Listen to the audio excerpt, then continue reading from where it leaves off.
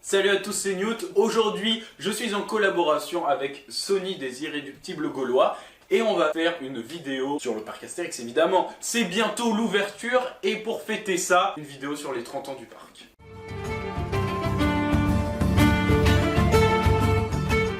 Notre cher invité, pas très invité, va nous faire un petit récapitulatif des 30 ans du parc. Le parc Astérix a ouvert en 1989, appelé Île-en-Loise.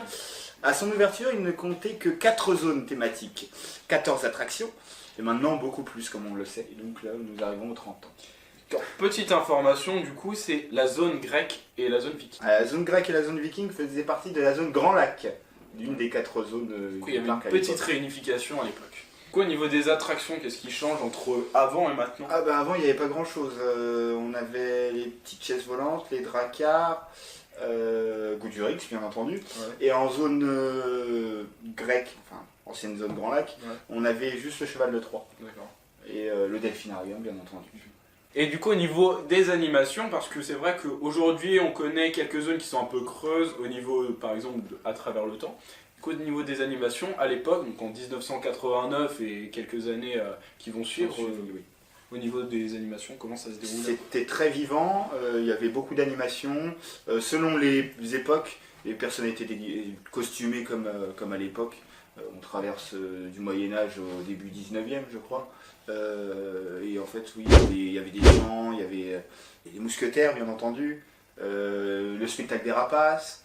On avait des artisans, très importants, ouais. Qui étaient vraiment un plus dans cette zone. Ce qui va nous permettre aussi de faire le lien du coup avec les 30 ans du parc. Donc cette année, en 2019, qu'est-ce qu'on attend et qu'est-ce qu'on va voir bien sûr au niveau du parc Astérix? Les petites informations au niveau de l'animation bien sûr. Alors on aura énormément de personnages cette année.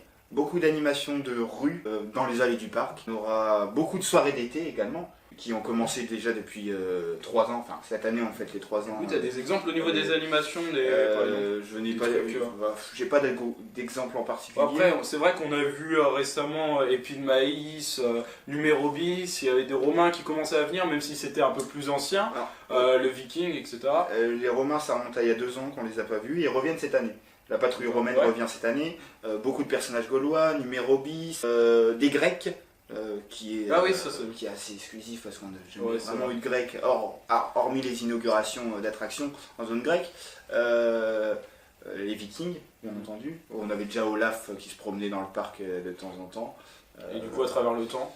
Et à travers le temps, la rumeur dit que, ça reste une rumeur, les artisans reviennent. Ouais, parce qu'avant c'était plus, 2018, 2016 et puis... à partir du moment où justement les artisans ont arrêté de venir, c'était mort. Voilà, exactement. C'était juste un chemin de passage entre les grosses attractions. Hormis à peur sur le parc. Oui, bien sûr. Et apparemment, oui, il y aurait le retour des artisans et un marché de Noël pour la saison de Noël. Et oui, du coup, ça va permettre de faire le lien avec la grande nouveauté cette année, c'est que le parc, il va du coup rallonger sa durée d'ouverture jusqu'à Noël. 5 janvier, je crois. 5 janvier, d'ailleurs, ça fait même plus jusqu'en 2020 même. Cet événement, donc on aura des spectacles de Noël. Je rappelle que Noël était ouvert que au comité d'entreprise ces dernières années.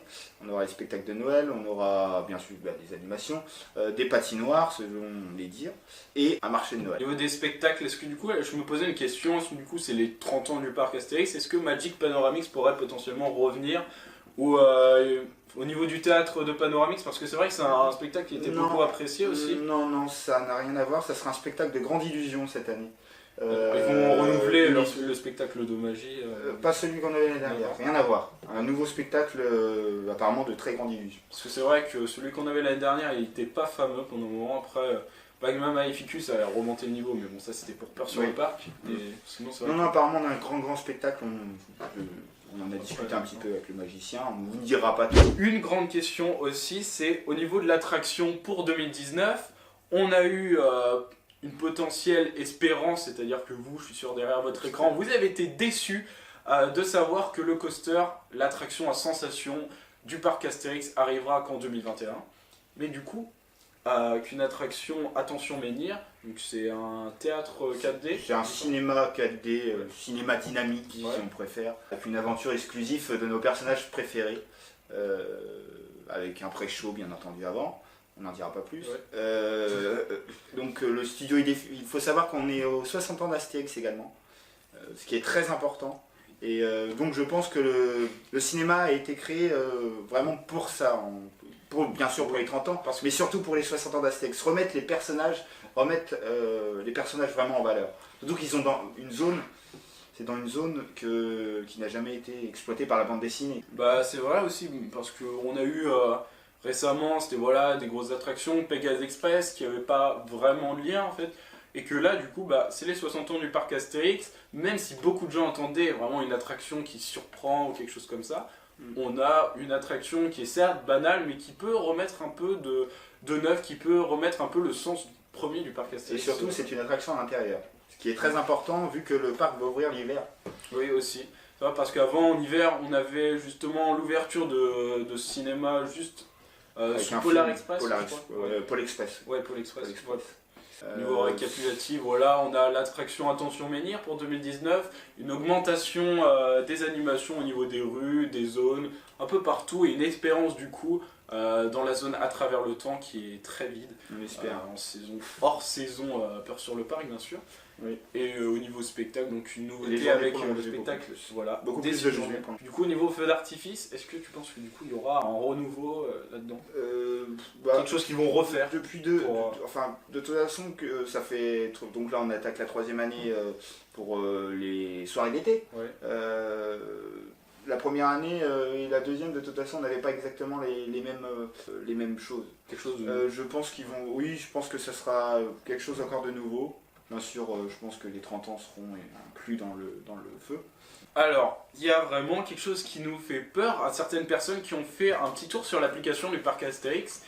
C'est que Tonnerre de Zeus a été retiré des attractions, tout comme Transdémonium. Mais bon, je vais pas dire que Transdémonium, on s'en fout un peu, mais c'est pas vraiment la principale attraction qu'on va faire. Mais justement, Tonnerre de Zeus, on avait entendu parler de grosses rénovations sur l'attraction, mais du coup, est-ce que ça va venir en plein sur les 30 ans du parc Astérix et là, à ce qu'on a entendu, le Tonnerre de Zeus donc fermerait uniquement l'hiver, qui leur laisserait quelques mois pour le retaper pendant l'hiver, et serait ouvert tout au long de la saison. Donc je ne sais pas s'il va être fini pour mars ou peut-être un petit peu après, ça j'en sais rien, je travaille pas sur le parc. Peut-être que c'est aussi une attraction qui a besoin de plus de temps que les autres et qui la semble pas prête à ouvrir, et que du coup que ce serait peut-être mieux pour la sécurité des visiteurs de l'ouvrir un peu plus tard que pour l'opening. Donc au niveau des avis pour les 30 ans du parc Astérix, qu'est-ce que tu penses de globalement ce qu'ils vont améliorer au parc? Moi je pense qu'on sera surpris par le parc Astérix cette fois. J'ai oublié de parler. On a les banquets gaulois qui vont être faits aussi. Ah oui, un vrai repas spectacle complètement gaulois en fait, complètement en immersion dans la bande dessinée. Ouais, c'est vrai, parce qu'à la fin de chaque bande dessinée, enfin voilà, il y a le banquet. C'est inévitable. Inévitable. C'est une tradition. Exactement. Et du coup, bah moi, qu'est-ce que j'en pense? Personnellement, je trouve j'ai pas grand chose à rajouter. Je sais que la plupart d'entre vous, vous êtes bloqués parce qu'il n'y a pas le coaster, mais ne vous inquiétez pas, reprenez un passe-saison tranquillement, mettez-vous à l'aise, vous aurez de quoi vous faire surprendre par le parc. On dirait que je suis payé là. Clairement. C'est vrai. Mais c'était pas mal, j'ai bien aimé. Voilà. N'hésitez pas à acheter aussi les prochains goodies qui seront dans le boutique. Continue. Carrément. Beaucoup de nouveaux. N'hésitez pas à glisser un petit chèque le parc Astérix. Oui, pourquoi pas. Même des objets, moi ça me va, des objets sur les 30 ans. Merci à tous d'avoir regardé cette vidéo, ça fait super plaisir, n'hésitez pas à donner vos avis en commentaire, l'avis sur les 30 ans du parc Astérix. Je remercie mon cher invité, pas très invité, Sony des Irréductibles Gaulois, donc n'hésitez pas à aller checker sa page, à vous abonner à la mienne. Le groupe Facebook. C'est la même chose. Non, c'est la même chose. N'hésitez pas à lâcher un pouce bleu, ça fait toujours plaisir, et sur ce, on vous dit à la prochaine. Ciao ciao.